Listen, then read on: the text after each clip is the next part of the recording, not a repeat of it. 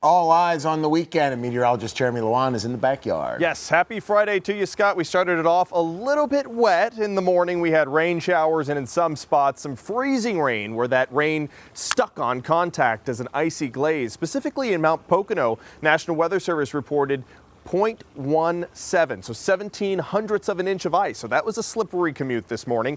Most of that melted throughout the day as temperatures approached the freezing mark, and here in our backyard, we got up to 41 degrees. Now this weekend, of course, we are tracking the big nor'easter that's expected to occur across the I-95 corridor, and we're pretty close to the I-95, so we're going to get some impacts too. We have the weather impact alert in effect for Sunday and Monday. The snow should start by Sunday afternoon and really ramp up into the afternoon and evening. Slippery roads are a given, and it could be enough to shovel and plow further south and east. There already is a winter storm watch in effect by the National Weather Service for Schuylkill, Carbon, and Monroe counties, where some of those higher amounts could be. But if that system makes any track towards the north and east, then we're going to see more snowfall, because look down towards the south. There is a winter storm watch in effect for all of New Jersey, up to Boston, including Cape Cod, and down to Baltimore. This is where the bullseye of the snow will likely be.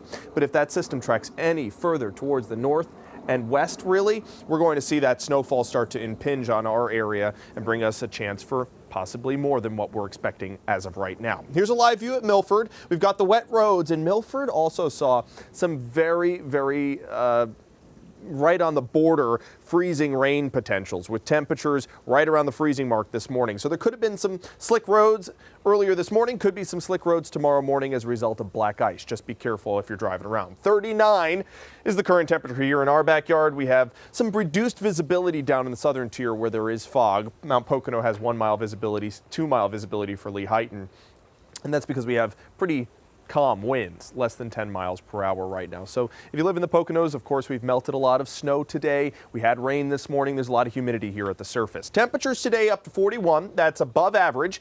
So that makes it 7 days in a row with temperatures either at or above average. That's a streak we like to see. 43 was the high in Williamsport, and Mount Pocono got up to the freezing mark. Temperatures right around the freezing mark for those of you east. Could be some spots of black ice. Just be careful. Susquehanna Valley, no risk of black ice tonight. Temperatures are going to be above the freezing mark. And here in our backyard in Scranton, I think temperatures will stay above the freezing mark too. We'll probably hit 35 as an overnight low.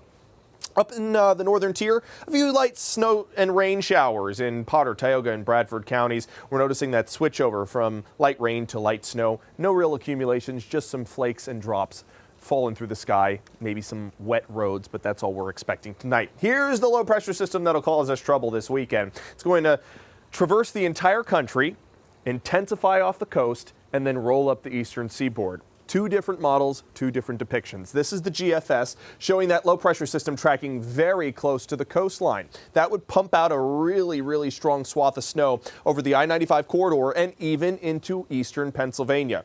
This model is tracking more and more towards the coast. The European model not doing that as much. We have this quick impulse of moisture, kind of lake effect enhanced, that merges and fuses with the coastal low, but notice how it's further towards the east than the GFS depiction.